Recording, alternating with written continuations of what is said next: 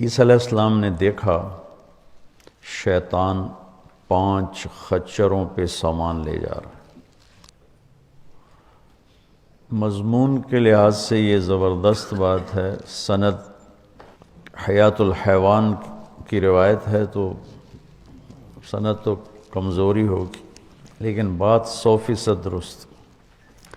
تو عیسیٰ علیہ السلام نے پوچھا کیا ہے؟ عیسیٰ علیہ السلام سے وہ ہو گیا، ٹاکرا ہو گیا۔ وہ کہنے لگا اپنا سودا ہے، بیچنے جا رہا ہوں۔ تو 5 خچر تھے کہ 4۔ تو انہوں نے پوچھا اس میں کیا ہے؟ کہ اس میں ظلم ہے، ظلم۔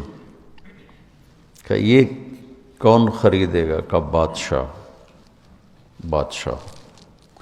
تو چند دن پہلے ہی میں اپنے آپ سے تاریخ، چونکہ اللہ کا فضل ہے کافی پڑھنے کا موقع ملا، تو میں سوچ رہا تھا کہ اکثر بادشاہ بدمعاش ہی تھے، بہت کم آئے نیک اللہ سے ڈرنے والے، ورنہ ظالم ہی تھے، چاہے مسلمانوں میں تھے چاہے غیر مسلمان تھے، ظالم تھے، بہت کم صحیح لوگ ہیں۔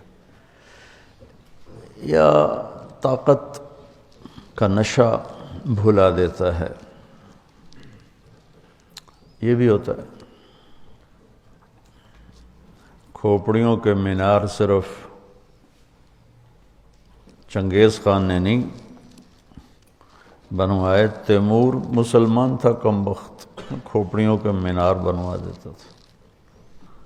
کہا دوسرے خچر میں کیا ہے؟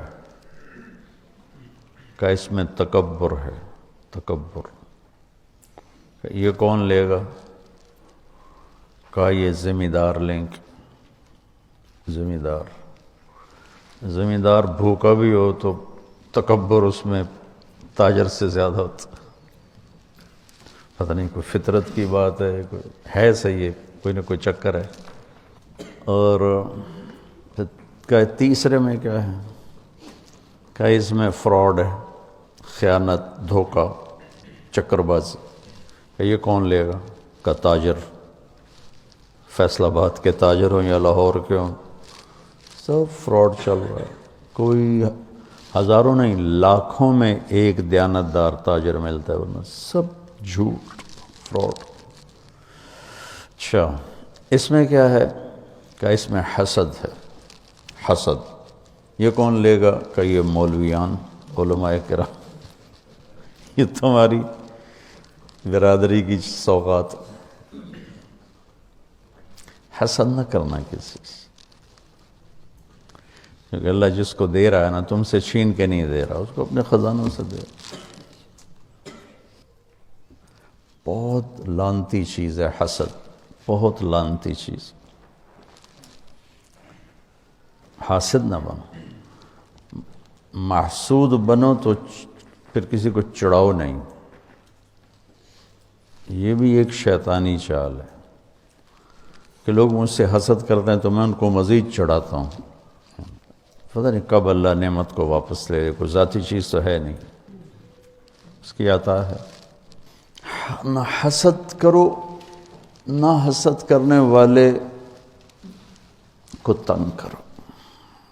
زمین پہ بچھ جاؤ، اللہ کوئی چیز دے نا تو لیٹ جاؤ زمین، تو اللہ سے مانگو کہ اللہ حسد سے بچائے۔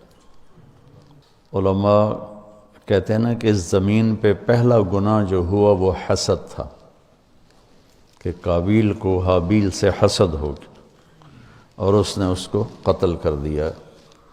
تو اس زمین پہ پہلا گناہ شرک نہیں، کفر نہیں، حسد ہے، اور اپنی چودراہٹ کہ میں نمایاں نظر آؤں، میرا بھی نام ہو۔ یہ دونوں بہت خطرناک، چاہے دینی نسبت سے ہو چاہے دنیاوی نسبت سے ہو، اور دنیاوی نسبت سے اپنی وجاہت دنیا سے زیادہ خطرناک ہوتی۔ پھر انہوں نے پوچھا اس میں کیا ہے؟ 5ویں میں کہ اس میں مکر ہے، مکر۔